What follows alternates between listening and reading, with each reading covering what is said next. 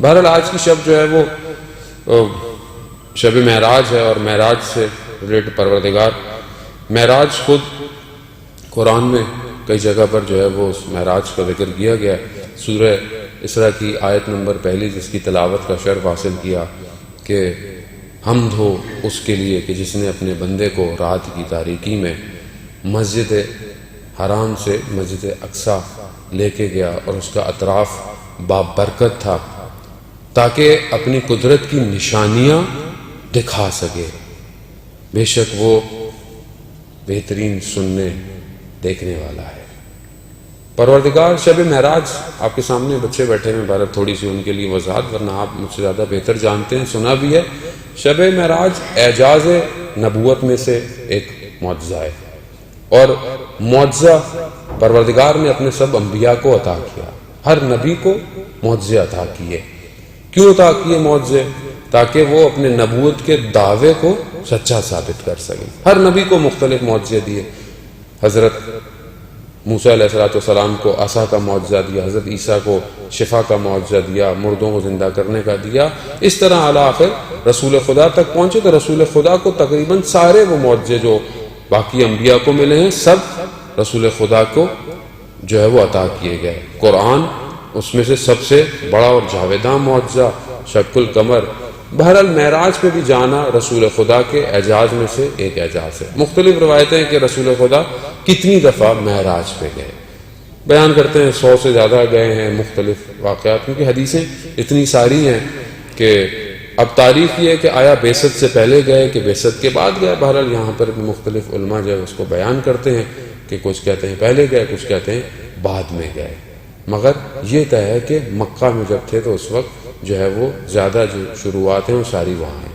مختلف مراحل ہیں کہ رسول خدا جب گئے ہیں تو وہ ان کا دنیا کا وقت وہیں تھما رہ گیا، اور وہ اتنی دیر میں کئی لمبا سفر کر کر آ گئے۔ آج کی دنیا میں سائنس اس بات کو پروف کرتی ہے کہ جب انسان لائٹ کی جو ہے وہ سپیڈ سے ٹریول کرتا ہے تو یقیناً انسان بہت تیزی سے بہت دور چلا جاتا ہے۔ دنیا ظاہر مادی ہے اور وہ مانوی اور وہ نور کا سفر ہے، تو یقیناً دونوں میں ہم کمپیریزن بھی اس طرح نہیں کر سکتے کہ جس طرح ایک عام آدمی کرتا ہے۔ رسول خدا نے اس سفر میں بہت ساری چیزوں کا مشاہدہ کیا، اور بہرحال میں انہی میں سے کچھ حدیثیں آپ کی خدمت میں بیان کروں گا کہ جو رسول خدا نے وہاں اوپر دیکھا۔ کچھ نکات، تفسیری نکات جو علماء نے اس آیت کے ذیل میں بیان کیے ہیں وہ میں آپ کی خدمت میں پہلے عرض کر لوں، تاکہ پھر اس کے بعد وہ حدیثیں جن کی بہت لمبی لمبی ہیں، نہ میرا حافظہ اتنا اچھا ہے کہ میں سب کو حفظ کر کے آپ کو سنا سکتا تھا، اس لیے میں اس کو نوٹ کر کے لایا ہوں۔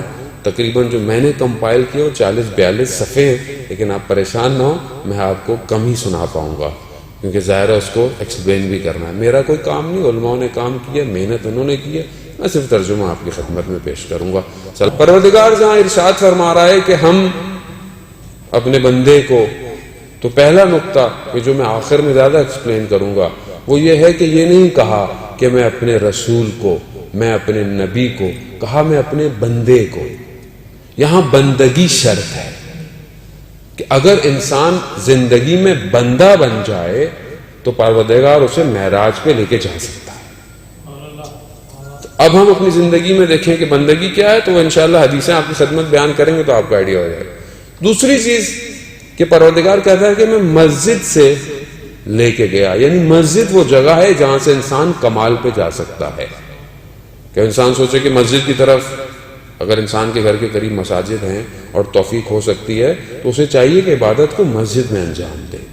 اور مسجد ویسے بھی اگر کسی گھر کے قریب مسجد ہے اور وہ مسجد نہیں جاتا تو روز قیامت وہ مسجد اس کے لیے شکایت کرے گی۔